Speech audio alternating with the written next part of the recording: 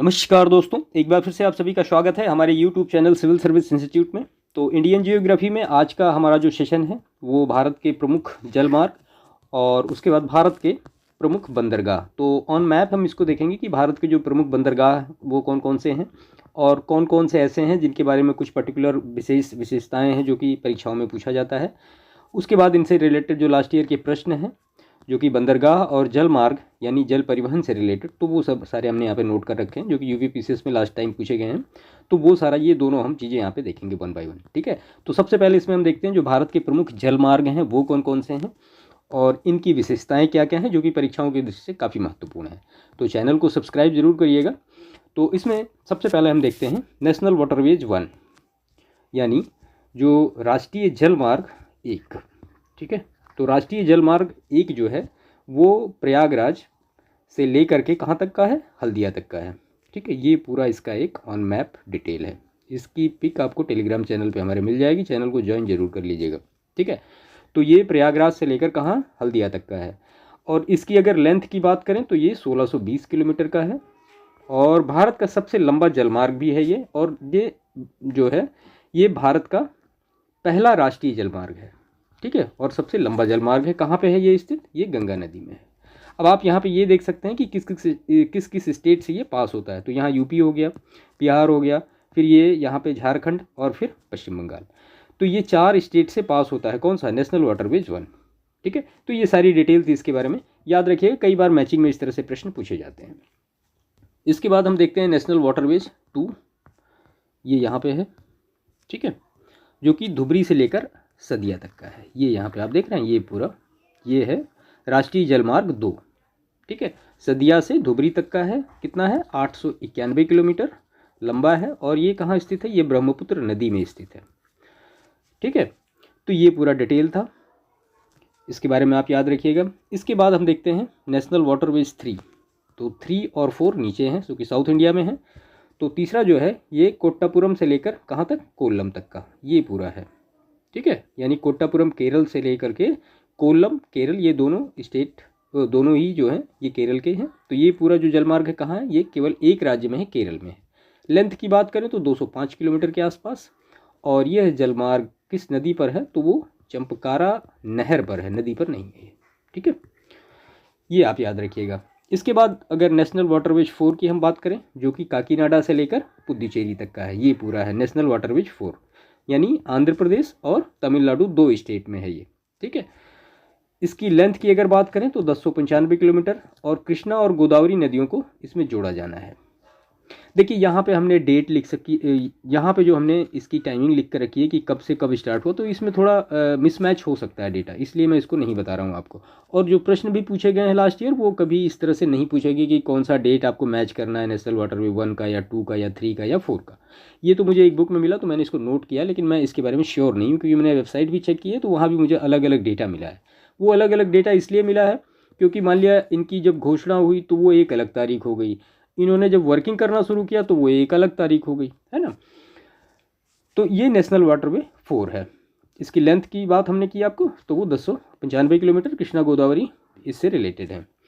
अगर national waterway 5 की हम बात करें जो कि आप यहाँ पे देख रहे हैं, ये है तलचर से लेकर धमरा तक का, इसको थोड़ा एक्सटेंड किया गया है जीवन खली तक का। ठीक है, तो ये जो स्टेट है पूरा, ये उड़ीसा है, उड़ीसा और पश्चिम बंगाल, ये 2 स्टेट में है ये नेशनल वाटरवे 5।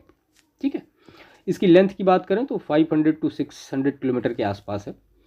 और नेशनल वाटरवे 6 की अगर हम बात करें जो कि आप यहाँ पे देख रहे हैं, भारत का सबसे छोटा जलमार्ग है, भांगा से लखीमपुर तक, लखीपुर तक, भांगा से लखीपुर तक। ठीक है, ये नेशनल वाटरवे 6 है और इसकी जो लेंथ है वो 121 किलोमीटर है। तो सबसे लंबे अगर राष्ट्रीय जलमार्ग की बात करेंगे तो नेशनल वाटरवेज 1, और सबसे छोटा अगर जो राष्ट्रीय जलमार्ग होगा तो नेशनल वाटरवे 6। आप ये ज़रूर याद रखिएगा कि जो वाटरवे है वो किस किस स्टेट से होकर गुजरते हैं, उनकी पर्टिकुलर लेंथ क्या है और वो कहाँ से लेकर कहाँ तक के हैं।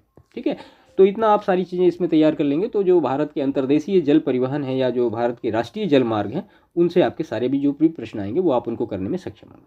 ठीक है, तो ये पूरा डिटेल था नेशनल वाटरवेज के बारे में जो कि मैप में हमने देखा कि कहाँ कहाँ से हैं, कैसे कैसे हैं, किस किस स्टेट से वो गुजरते हैं। ठीक है, तो भारत के प्रमुख बंदरगाह कौन कौन से हैं इनके बारे में हम देख लेते हैं। देखिए, सबसे पहले हम गुजरात की बात करते हैं। गुजरात में आप सबसे पहले लोकेशन देख लीजिए कि कौन कौन से कहाँ पे हैं। तो ये है आपका मुंद्रा, फिर कांडला है, फिर वेदी बंदर है, फिर दाहेज है, फिर हजीरा है, फिर बोरावेल है, फिर पोरबंदर है, और यहाँ पे ये जो यहाँ पे ओखा है, लिखना भूल गया मैं, तो यहाँ पे ये ओखा है। तो गुजरात के इतने सारे बंदरगाह हैं, ठीक है। इसके बाद अगर और हम देखें मुंबई के या महाराष्ट्र के, तो महाराष्ट्र में ये मुंबई है, जवाहरलाल नेहरू बंदरगाह है। तो ये दोनों जो हैं ये मुंबई के महाराष्ट्र के इम्पोर्टेंट बंदरगाह हैं। अगर आप गोवा की बात करेंगे तो आपको ये मिलेगा मार्मोगोवा। अगर कर्नाटक की बात करेंगे तो कारवाड़ है, उसके बाद न्यू मंगलोर है। ये दोनों कहाँ पे हैं? ये कर्नाटक में हैं। अभी इनके बारे में हम डिटेल देखेंगे कि कौन कौन सा महत्वपूर्ण है, तो उनके बारे में डिटेल चीज़ें भी देखेंगे। उसके बाद अगर केरल की बात करें तो कालीकट है, कोचीन है, एलेप्पी है, तिरुवनंतपुरम है। अगर तमिलनाडु की बात करें तो यहाँ पे कन्याकुमारी, तूतीकोरन, नागपट्टनम, पुदुचेरी, चेन्नई और एन्नोर। तो ये सारे कहाँ के हैं? ये तमिलनाडु के हैं। इसके बाद अगर आंध्र प्रदेश की बात करें तो मछलीपट्टनम, काकीनाडा और विशाखापट्टनम, ये कहाँ के? आंध्र प्रदेश के हैं। अगर इसके बाद उड़ीसा की हम बात करें तो ये कुछ महत्वपूर्ण थे जिनकी लोकेशन देखिए मैंने इसलिए नाम यहाँ पे आपको बताया क्योंकि कई बार जो प्रश्न में पूछना इस तरह से पूछा जाता है कि कांडला किस स्टेट का बंदरगाह है या पारादीप किस स्टेट में पड़ता है, तो इस तरह से सीधे सीधे जो प्रश्न हैं वो मिलाने के लिए पूछे गए हैं। तो इसको आप याद रखिएगा थोड़ा। हम 1 बाय 1 जो महत्वपूर्ण है उनके बारे में डिस्कस कर लेते हैं। देखिए, सबसे पहले आप देख रहे हैं गुजरात में यहाँ पे ये है कांडला, ठीक है। तो कांडला के बारे में कई बार प्रश्न पूछा गया है कि कांडला क्या है। तो कांडला जो है गुजरात में कच्छ की खाड़ी में स्थित एक क्या है? ज्वारी एवं कर मुक्त व्यापार क्षेत्र बंदरगाह है। इसका निर्माण की बात करें तो इसका निर्माण मुंबई के भार को कम करने हेतु किया गया है और ये एक आयात प्रधान बंदरगाह है, याद रखिएगा, आयात प्रधान बंदरगाह है। अगर ये प्रश्न आता है कि ज्वारी बंदरगाह कौन है, तो कांडला ही एक ज्वारी बंदरगाह है, ठीक है। तो गुजरात में ये महत्वपूर्ण था, इसके बारे में आप याद रखिएगा। इसके बाद अगर मुंबई की बात करें हम, तो मुंबई में देखिए यहाँ पे मुंबई है, प्राकृतिक बंदरगाह है एक, और ये सालसेट द्वीप पर अवस्थित है। और देश का सबसे बड़ा प्राकृतिक बंदरगाह कौन है? तो वो मुंबई है। सबसे बड़ा प्राकृतिक बंदरगाह देश का कौन है? तो वो मुंबई है, याद रखिएगा बिल्कुल। उसके बाद जवाहरलाल नेहरू बंदरगाह है, ये क्या है? एक अनुषंगी बंदरगाह है और भारत के महाराष्ट्र राज्य में एलिफेंटा द्वीप के बाह्य क्षेत्र में अवस्थित भारत का आधुनिकतम सुविधाओं से युक्त बंदरगाह है ये। और ये मुंबई का अनुषंगी बंदरगाह इसको कहा जाता है। और मुंबई का जो मतलब एक हिसाब से कह सकते हैं आप, जो वहाँ का लोड है, वर्किंग लोड है, उसको कम करने के लिए इसका निर्माण किया गया है, ठीक है। तो अगर प्रश्न आता है कि अनुषंगी बंदरगाह कौन है, तो वो जवाहरलाल नेहरू बंदरगाह जो कि मुंबई में है, ये अनुषंगी बंदरगाह है, ठीक है। इसके बाद अगर हम गोवा की बात करें, यहाँ पे देख रहे हैं आप मार्मो गोवा है, ये कहाँ का बंदरगाह है? तो ये गोवा का बंदरगाह है। कई बार प्रश्नों में मिलाने के लिए पूछा गया कि मार्मा गोवा कहाँ का है, तो गोवा में ये जुआरी नदी के तट पर स्थित है, ठीक है। और ये भी आप जानिए कि जुआरी नदी के बाएं तट पर स्थित है, ठीक है। तो जुआरी नदी के बाएं तट पर कौन स्थित है? मार्मा गोवा जो बंदरगाह है, यह एक नेचुरल पोर्ट है, यानी प्राकृतिक बंदरगाह है। और यहाँ से लौह इस्पात, नमक, मैग्नीज, इन सब चीज़ों का निर्यात होता है, सॉरी, ठीक है। इसके बाद अगर कर्नाटक की बात करें आप, तो यहाँ पे आप देख रहे हैं कारवाड़। कारवाड़ जो है ये कर्नाटक का एक बंदरगाह है। किस नदी के तट पर है? तो ये कालिंदी नदी के तट पर अवस्थित है और यहाँ पर नौसैनिक अड्डा भी स्थापित है, ठीक है। इसके बाद कर्नाटक का ही दूसरा यहाँ पे है न्यू मंगलोर जो बंदरगाह है। तो न्यू मंगलोर जो बंदरगाह है ये कर्नाटक राज्य में मार्मगोवा तथा कोचीन के मध्य स्थित एक प्रमुख बंदरगाह है। कौन सा? न्यू मंगलोर। इसके बाद अगर हम केरल की बात करें तो केरल में 3 हैं, हम देख रहे हैं यहाँ पे, क्योंकि कालीकट है, कोचीन है और एलेप्पी है, ठीक है। तो सबसे पहले हम कालीकट के बारे में देखते हैं। तो ये केरल राज्य में भारत के पश्चिमी तट पर अवस्थित एक क्या है? एक प्राचीन बंदरगाह है, कई बार प्रश्न पूछा गया है। इसके बाद अगर कोचीन की बात करें तो यहाँ पे है, आप देख रहे हैं, तो कोचीन के मालाबार तट पर सागर तथा पश्च जल के मिलन बिंदु पर स्थित एक क्या है? ये भी एक प्राकृतिक बंदरगाह है। जो नारियल है, मसाले है, काजू, इनका निर्यात यहाँ से होता है। और यहीं पर बृहद तेल शोधन और उर्वरक संयंत्र भी स्थापित किया गया है। कहाँ पे? ये जो महत्वपूर्ण बंदरगाह थे केरल के थे। इसके बाद हम तमिलनाडु के प्रमुख बंदरगाह देख लेते हैं। तो सबसे पहले मैं नाम पढ़ देता हूँ। एन्नोर है, चेन्नई है, पुदुचेरी है, नागपट्टनम है और तूतीकोरन है। तो यहाँ पे ये इतने सारे बंदरगाह कहाँ के हैं? तो ये तमिलनाडु के हैं। तो सबसे पहले हम एन्नोर के बारे में देखते हैं कि एन्नोर क्या है। तो यह देश का सबसे बड़ा कंप्यूटराइज्ड एवं निगमित बंदरगाह है। कोयले के व्यापार व चेन्नई के भार को कम करने हेतु इसका विकास किया गया है। किसका? एन्नोर का। इसके बाद अगर नेक्स्ट यहाँ पे देखें आप, ये है चेन्नई। तो चेन्नई जो है एक क्या है? एक कृत्रिम बंदरगाह है, ठीक है। मुंबई के पश्चात यह भारत का दूसरा सर्वाधिक व्यापार करने वाला बंदरगाह है। यहाँ से पेट्रोलियम और लौह इस्पात इन सारी चीज़ों का निर्यात किया जाता है। ठीक है, इसके बाद अगर नेक्स्ट आप नीचे देखें, ये यहाँ पे है पुदुचेरी।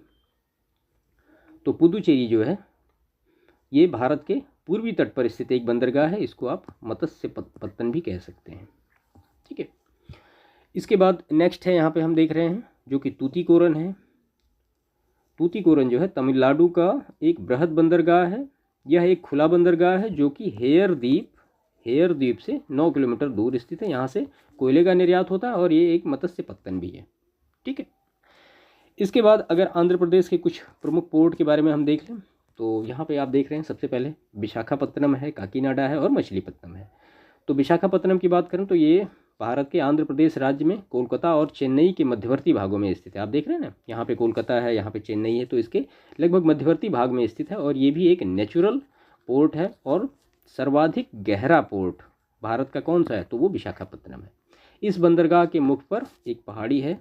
प्रश्न पूछा गया है, डॉल्फिन नोज नामक पहाड़ी के समुद्र में निकले होने के कारण यह तूफानों से क्या होता है, सेफ रहता है। और यहाँ से जापान को लोहा निर्यात किया जाता है।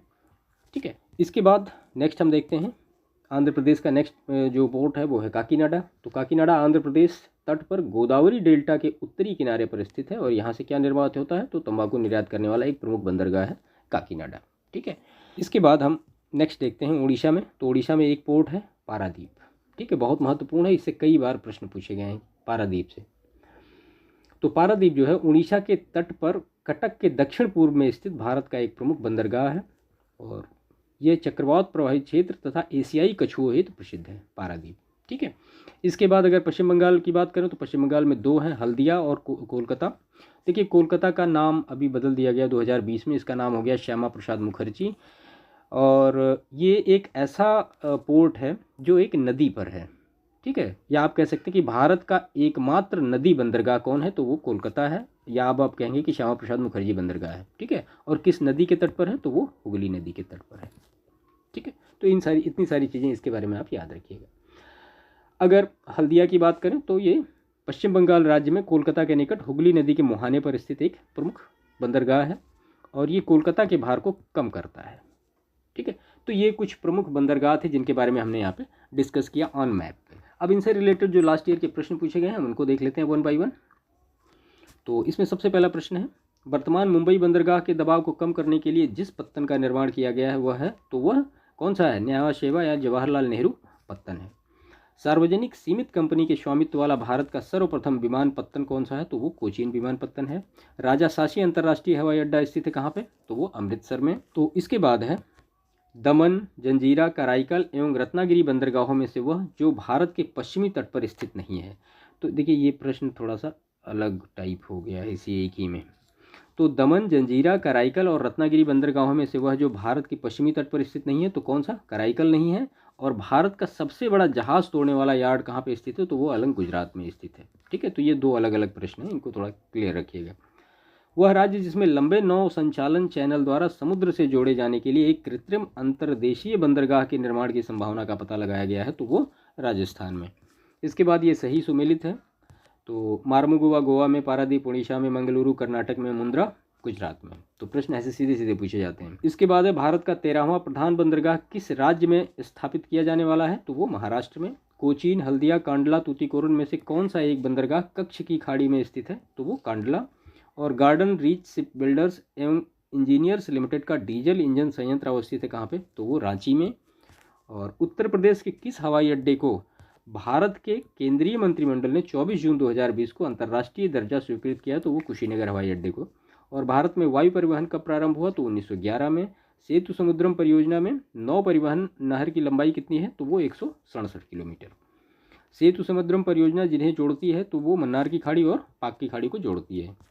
इसके बाद कांडला, चेन्नई, पारादीप एवं मुंबई में से कौन सा एक भारत का प्राकृतिक बंदरगाह नहीं है, तो प्राकृतिक बंदरगाह कौन सा नहीं है, तो वो चेन्नई नहीं है। चेन्नई क्या है, एक आर्टिफिशियल पोर्ट है, मैप में हमने देखा है। चेन्नई, कोची, तूतीकोरन एवं विशाखापत्तनम में से कौन भारत के प्राकृतिक बंदरगाह है, तो विशाखापत्तनम और कोचीन क्या है, ये एक प्राकृतिक बंदरगाह। विशाखापत्तनम कहाँ का है, तो ये आंध्र प्रदेश का है। और कोचीन कहाँ का है, तो ये केरल का है। इसके बाद ये सही सुमेलित है, कांडला गुजरात, न्यावा शेवा महाराष्ट्र, पारादीप ओडिशा, तूतीकोरन तमिलनाडु। समुद्री बंदरगाह और उसके बाद फिर राज्य अलेप्पी केरल, एन्नोर तमिलनाडु, पारादीप ओडिशा और काकीनाडा आंध्र प्रदेश। देखिए मैप में सब सारी चीज़ें आप देख लेते हैं तो ये सारी चीज़ें आपको फिर आसान लगने लगती हैं। अदरवाइज ऐसे रटना हो तो फिर रटने में थोड़ा कन्फ्यूजन होता है और चीज़ें हमसे गलत हो जाती हैं। कृष्णपट्टनम बंदरगाह के संवर्धन से सर्वाधिक लाभान्वित राज्य होगा तो वो आंध्र प्रदेश, और भारत का सबसे बड़ा बंदरगाह कौन सा है तो वो मुंबई है। इसके बाद कोचीन, कांडला, हल्दिया तथा तूतीकोरन में से कौन सा बंदरगाह कच्छ की खाड़ी में स्थित है तो वो कांडला। गंगा नदी का वह भाग जिसको राष्ट्रीय जलमार्ग घोषित किया गया है तो कहाँ से, प्रयागराज से हल्दिया तक का। देश का सबसे लंबा आंतरिक जलमार्ग तो जाहिर सी बात है national waterways 1 Prayagraj to Haldia. इसके बाद राष्ट्रीय जलमार्ग जोड़ता है तो किसको, हल्दिया को प्रयागराज से। वह राष्ट्रीय जलमार्ग जो कोट्टापुरम तथा कोल्लम को जोड़ता है तो केरल तटीय नहर जलमार्ग ये जोड़ता है। इसके बाद राष्ट्रीय अंतर्देशीय नौवहन संस्थान यानी NINI अवस्थित है कहाँ पे तो वो पटना में। भारत का कोयले को संचालित करने वाला 12वां प्रमुख पत्तन विकसित किया जा रहा है तो चेन्नई के निकट कहाँ पे, एन्नौर में। और जामनगर, ओखा, पोरबंदर एवं वेरावल में से गुजरात का बंदरगाह कस्बा नहीं है तो जामनगर। हल्दिया, मुंबई, चेन्नई, विशाखापत्तनम में से भारत का खुला सागरी बंदरगाह कौन सा है तो वो है चेन्नई। पोरबंदर, हल्दिया, पणजी एवं विशाखापत्तनम में से भारत में बाह्य पत्तन का विशिष्ट उदाहरण है तो क्या है तो वो हल्दिया है। और भारत में सबसे बड़ा पोत प्रांगण किसका है तो वो कोचीन का है। इसके बाद भारत के मुख्य ज्वारीय पत्तन कौन कौन से हैं तो वो कोलकाता है और कांडला है। और कांडला बंदरगाह जो एक प्राकृतिक बंदरगाह स्थित है कहाँ पर स्थित है तो वो कच्छ की खाड़ी में पूर्वी तट पर स्थित है। ये सही सुमेलित है। तो विशाखापत्तनम भारत का सबसे गहरा पत्तन, कोचीन ये प्राकृतिक पत्तन है, जवाहरलाल नेहरू पत्तन भारत का एकमात्र मशीनीकृत पत्तन, और कांडला क्या है, एक ज्वारीय पत्तन है।